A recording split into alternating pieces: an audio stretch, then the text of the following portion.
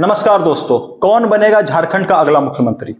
आज इस पे मैं आपको बताने जा रहा हूं कि आखिर झारखंड की धरातलीय स्थिति क्या है, कौन नेता कितने पानी में है, कौन सा फेस सबसे आगे है, कौन किसको नुकसान पहुंचाने वाला है। इस पे हम चर्चा करेंगे।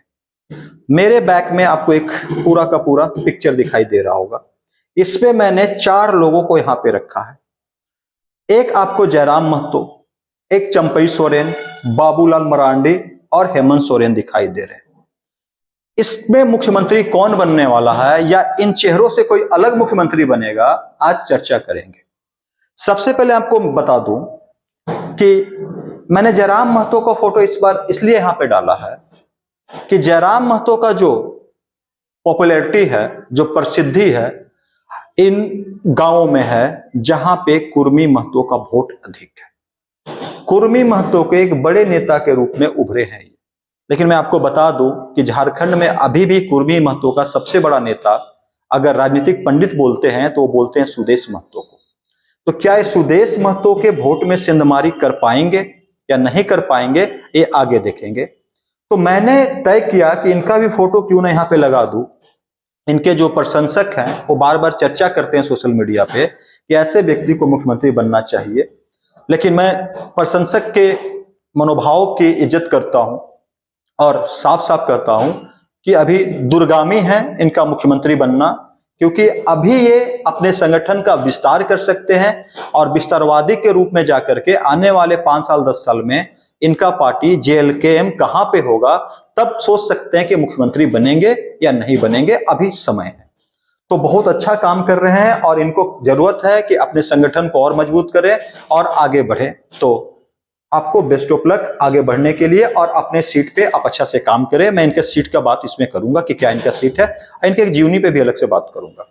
अभी आज मेरा मुख्य एजेंडा है JMM वर्सेस बीजेपी का, कि JMM और बीजेपी में वो कौन से हैं जो मुख्यमंत्री बन सकते हैं।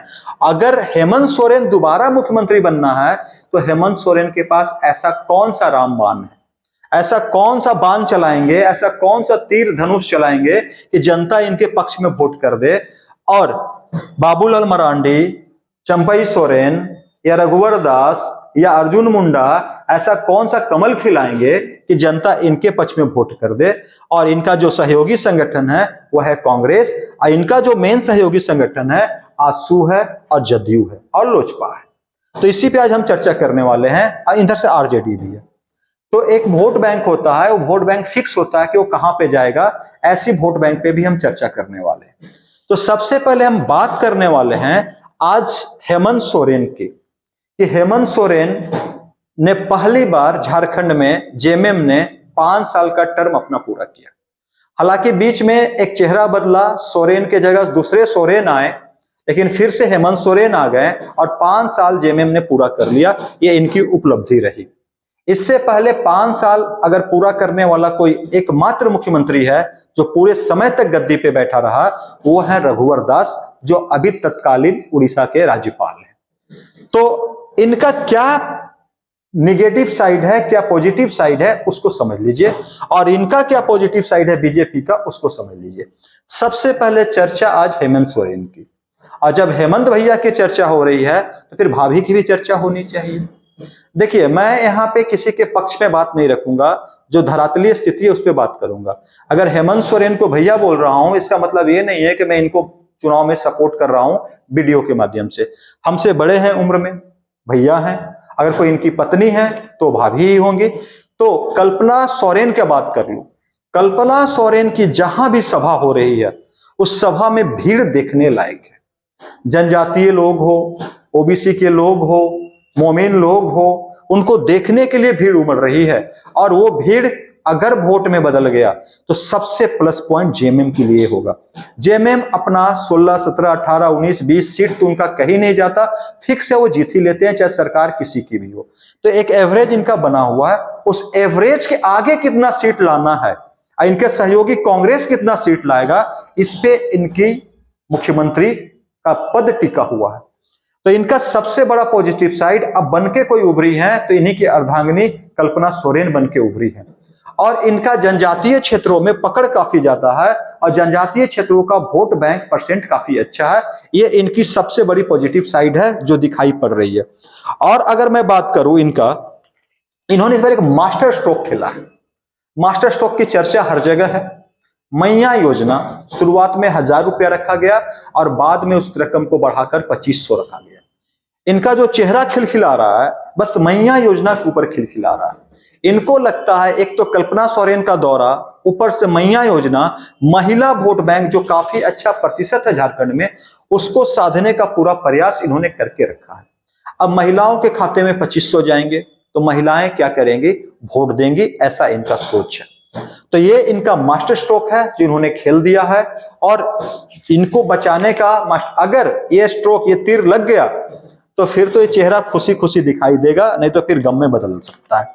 अगर और हम बात करें इनका, तो इनका जो वोट बैंक है खास कर ये मांझी वोट, मोमिन वोट और महतो वोट पे खेला खेलने वाले। लेकिन महतो वोट पे मैं पहले बता दूं कि पहले महतो वोट का मात्र एक नेता हुआ करते थे, सुदेश महतो, जो इनको वोट लेके देते थे, अपना ले जाते थे वोट। अब उसमें भी सेंधमारी करने के लिए जयराम महतो है, जो एक बड़ा चेहरा सोशल मीडिया पे जरूर दिखाई पड़ रहे हैं और धरातल पे भी दिखाई दे रहे हैं कि कुर्मी का बड़ा चेहरा है। सुदेश महतो कैसे टैकल करते हैं, अब वो सुदेश महतो की एक परेशानी है। मैंने वीडियो किया था सुदेश महतो की परेशानी पे। अब हेमंत सोरेन का पॉजिटिव साइड मैंने आपको रख दिया। अब थोड़ा सा हम पॉजिटिव साइड बात कर लेते हैं बीजेपी की। बीजेपी का कोई चेहरा भी नहीं है। बीजेपी ने ऐसा क्यों किया? 2019 का इलेक्शन याद कीजिए। 2019 के इलेक्शन में बीजेपी साफ साफ अगर किसी चेहरे पे लड़ी थी तो उनका नाम था रघुवर दास। और रघुवर दास के चेहरे पे लड़ने के बाद रघुवर दास के खिलाफ जो नेगेटिविटी बनी 2019 में, उस नेगेटिविटी ने इनको सत्ता से दूर कर दिया। जिस प्रकार की नेगेटिविटी या नकारात्मकता रघुवर दास के खिलाफ देखने को मिला था 19 में, 24 में हेमंत सोरेन के खिलाफ देखने को वो नहीं मिल रहा। अगर हम युवाओं का जो पढ़ने वाले युवा है उनको छोड़ दिया जाए तो बाकी धरातलीय स्थिति पे इनके खिलाफ नेगेटिविटी ज्यादा नहीं है, जो इनके लिए रघुवर दास के तुलना में इनको प्रॉफिट ज्यादा देने वाला है। अब जो फूट पड़ी बीजेपी में, कैसे फूट पड़ी? बीजेपी से बनवास हुआ था बाबूलाल मरांडी का, वो पार्टी छोड़ कर गए थे और पार्टी छोड़ के जाने के बाद वो 14 वर्ष बाद पार्टी में लौटे और उस पार्टी में एक फूट पड़ गई। फूट क्या पड़ी?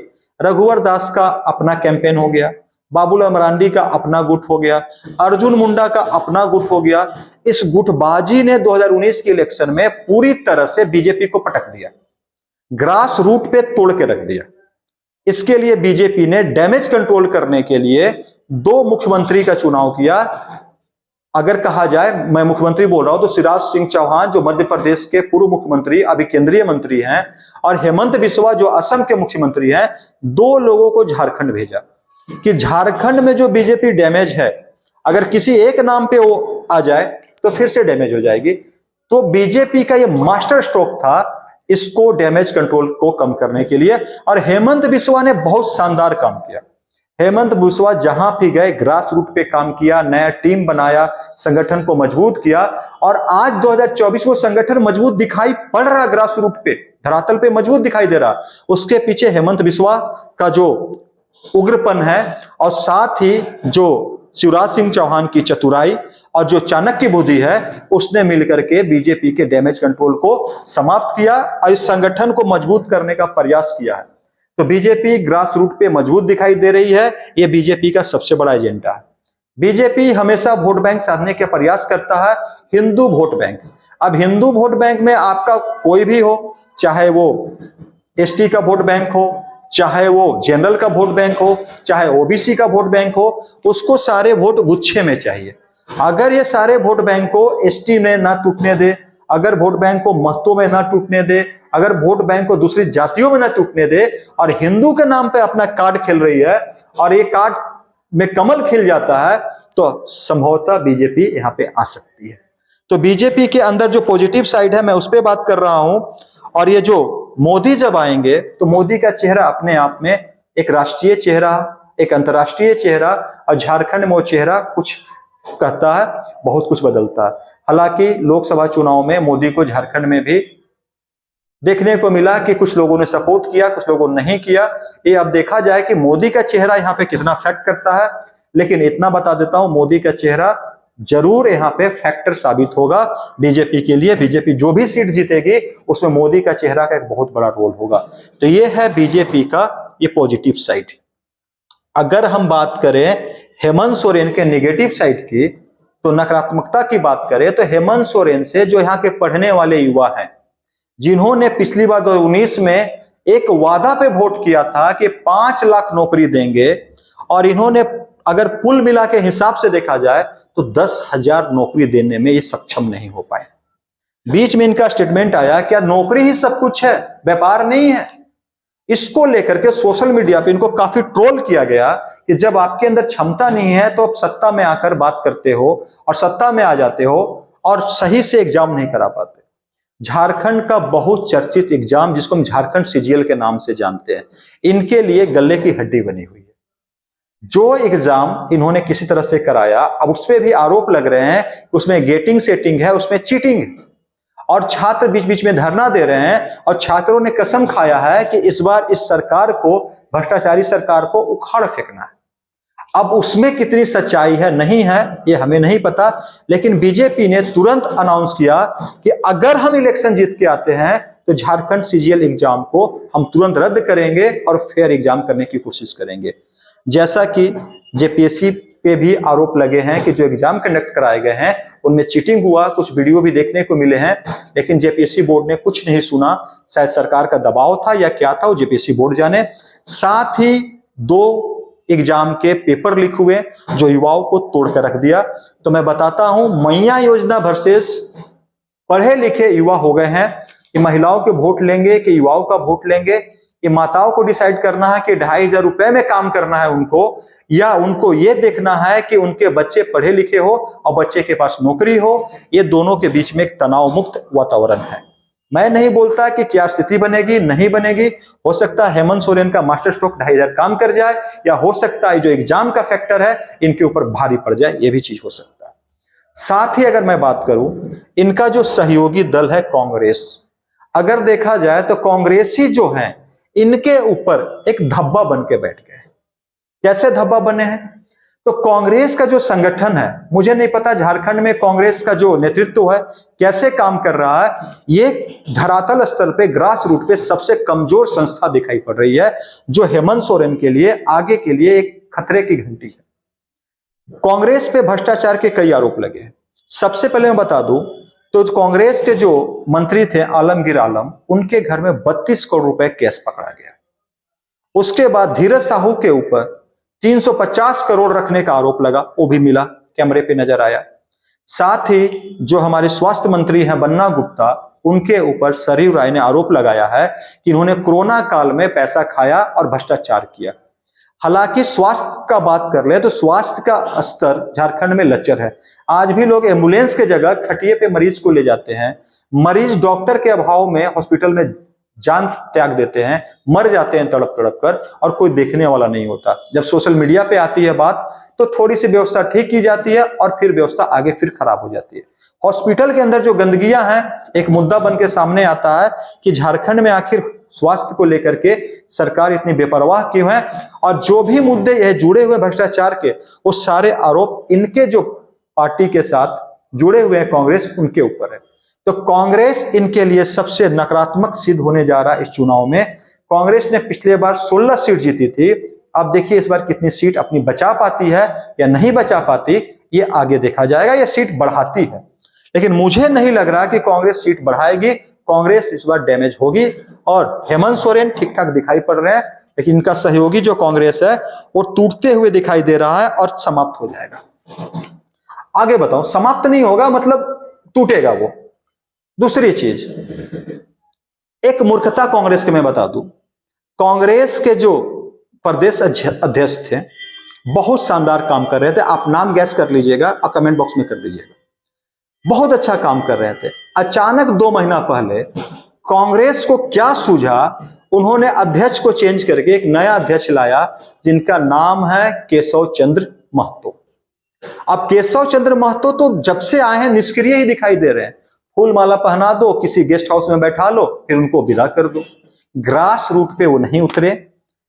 कांग्रेस ने सोचा कि महतो वोट, कुर्मी वोट को साधने के लिए प्रदेश अध्यक्ष एक ऐसे व्यक्ति को बना दो जो समाज से आता। कांग्रेस की सबसे बड़ी भूल है। आज कांग्रेस को देखना चाहिए कि एक नया युवा जयराम महतो किस प्रकार से कुर्मी वोट को अपने पक्ष में किया, साथ ही 32 से जो जुड़े लोग हैं उनके वोट को भी कुछ हद तक अपने पक्ष में किया, और साथ ही सुदेश महतो एक बड़े चेहरे हैं कुर्मी नेता का, और केशव प्रसाद मौर्य महतो जी कितना बड़ा इनके सामने खड़ा हो रहे हैं। मुझे तो इनके चेहरे के सामने भी कांग्रेस का प्रदेश अध्यक्ष का चेहरा काफी बौना दिखाई पड़ रहा है। और साथ ही जो कांग्रेस ने प्रभारी नियुक्त किया, प्रभारी का नाम मैं लिख कर लाया हूं, मुझे सब याद नहीं रहता, उनका नाम है गुलाम अहमद मीर।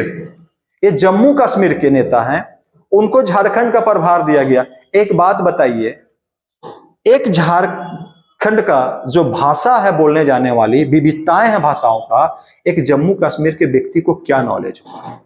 वो जम्मू कश्मीर का व्यक्ति झारखंड की भाषा को नहीं समझ पा रहा है और हम झारखंडी उनके भाषा को नहीं समझ पा रहे हैं, तो क्या बनेगा खिचड़ी, क्या बनेगा पकवान, क्या खिलाएंगे और कैसे काम करेंगे, यही नहीं समझ में आता। तो इस बार कांग्रेस ने हर वो डिसीजन लिया है जो उनके अगेंस्ट जाता हुआ दिखाई दे रहा है। मैं खुल के नहीं बोलता हूं अगेंस्ट जाएगा, क्योंकि मुझे किसी पार्टी को जिताने के लिए वीडियो नहीं बनाना।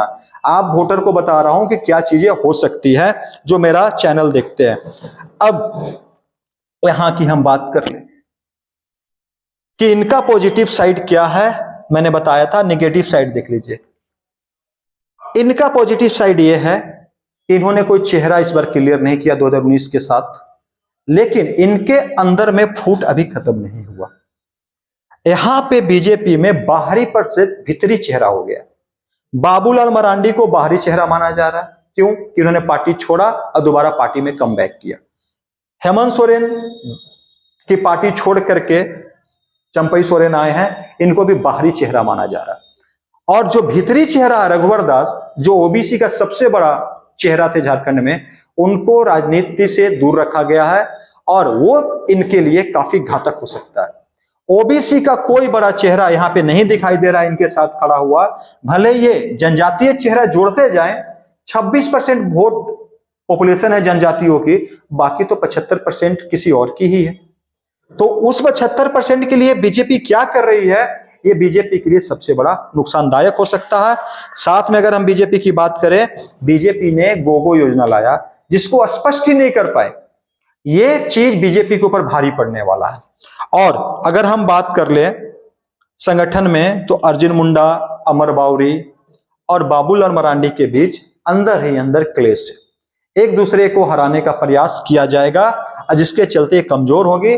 ग्रास रूट पे हालांकि हेमंत बिस्वा ने काम किया है, लेकिन वो काम कितना असरकारी है ग्रास रूट पे, वो आगे पता चलेगा।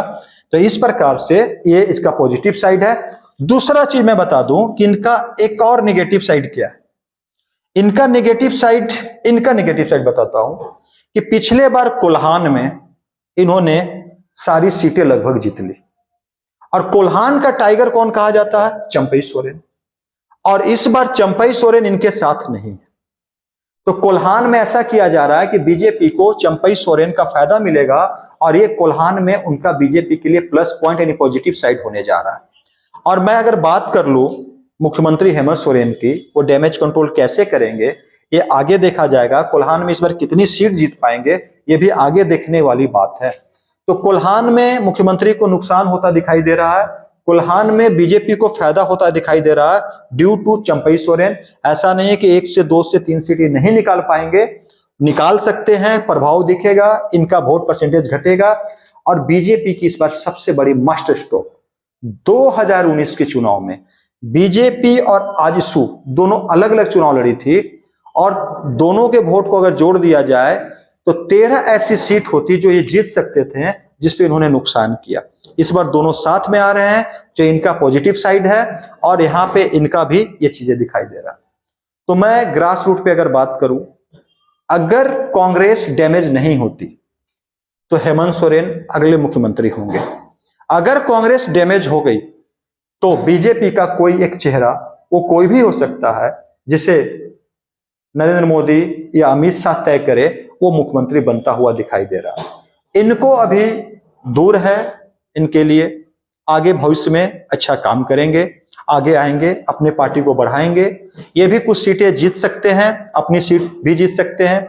इनके पार्टी के कोई व्यक्ति हो सकता है एक ऐसे घोड़े की रेस में दौड़े जो आगे अचानक निकल जाए, तो 1 से 2 सीट पे ये भी जीत सकते हैं।